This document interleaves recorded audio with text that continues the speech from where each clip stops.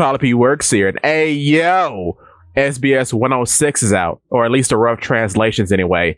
Not a lot of big information in this one, but some interesting tidbits are divulged here.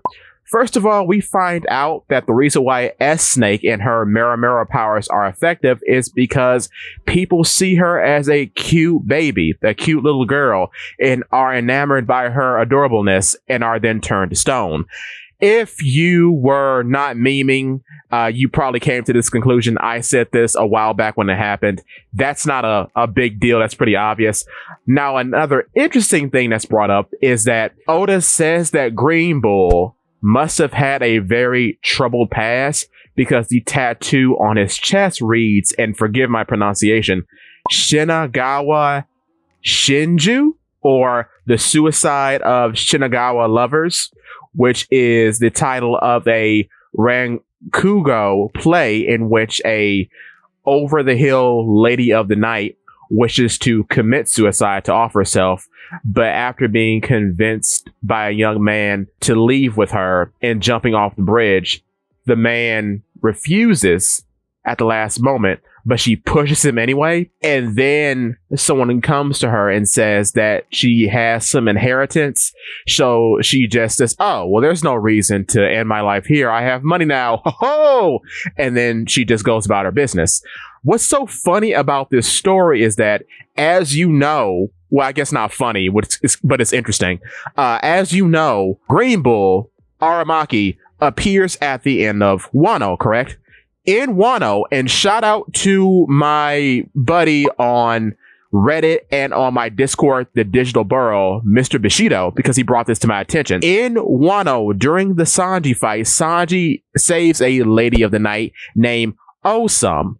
Osome, right? And she's the one who had the mouse, which reminded Sanji of his childhood as he fed a mouse food when he was a child, right? He's the one that saved her from Queen, because Queen was attacking her using his invisibility via Stealth Black, right? The woman in this story is also named Osome. So I don't know if there's a correlation there, meaning Aramaki Green Bull appears at the end of Wano, and this character Osome is a lady of the night under Orochi who also appears in Wano. Don't know, but that's a very interesting tidbit. Then we find out that Green Bull, Aramaki's style of justice, is deadly justice. I kinda got close because I talked about Green Bull for like 4 or 5 videos when he was first revealed. And I was thinking it would be something called natural justice, meaning if the person gets in the way of justice, if you are a casualty of justice, it is what it is. This is basically the same thing. So I wasn't necessarily right in the name, but I was right in the feel. I'll take that W. I'm taking it. And then, of course, Fujitora does not have blind justice. We find out his style of justice. His style of justice is honorable justice, which honestly, same thing. Justice is justice. They seem like synonyms to me in this situation, but it is what it is. Then we find out about Sentomaru's backstory. Sentomaru was an abnormally strong child living in a lumberjack village in the forest. He was mocked for his incredible strength, but then he was founded by Dr. Vegapunk, who then took him under his wing as his bodyguard. So Vegapunk really is Sentomaru's father. That's wild. I didn't think we would come to this point.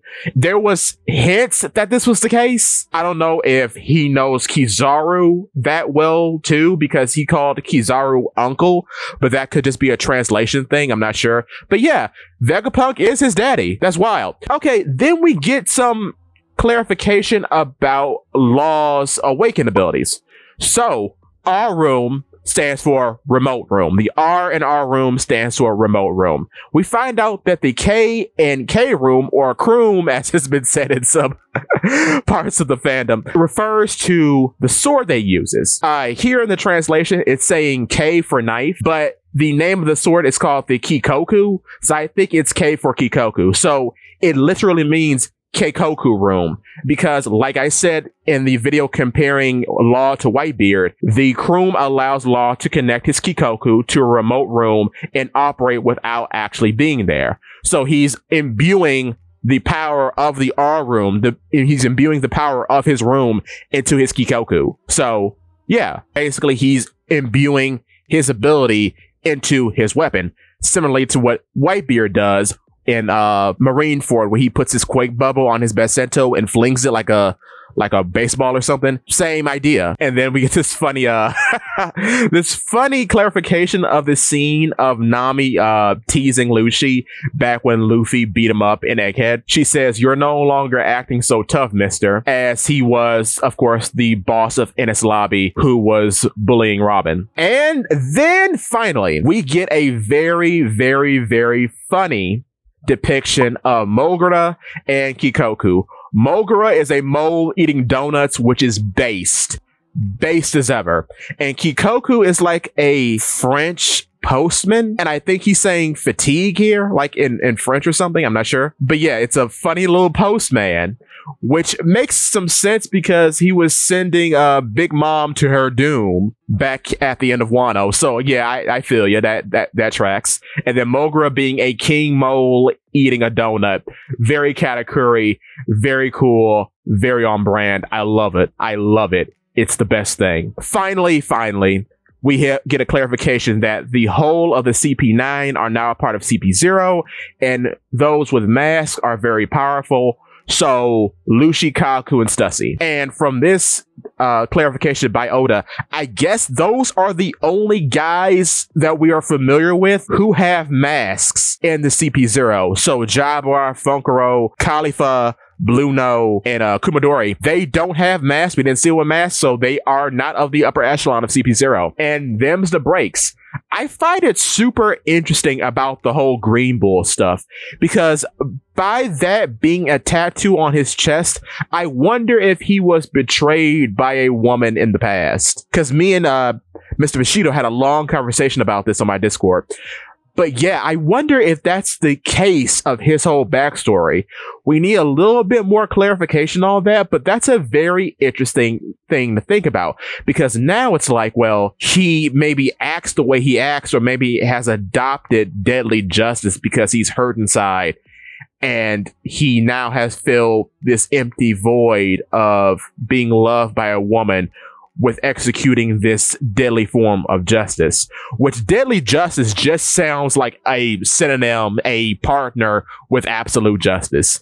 So I don't think it was actually confirmed, but him being an Aki Inu fanboy really does track with his style of justice, because they seem to be the same thing. Absolute justice is what it is. If the world government says to target you, you are evil, you're getting mollywopped. Same thing with deadly justice. He says to the people of Wano, you're not a part of the world government. You're one of those little outlier countries. Everybody can get it. Trees for all of you. Same thing, same energy. So yeah, it really does track that he is a Aki Inu fanboy. That's all I have for you today. Thank you so much for watching. If you like stuff like this, please feel free to check out my YouTube channel, PolyP Works. And if you like what you see, I would appreciate your subscription. Thank you so much. See you next time.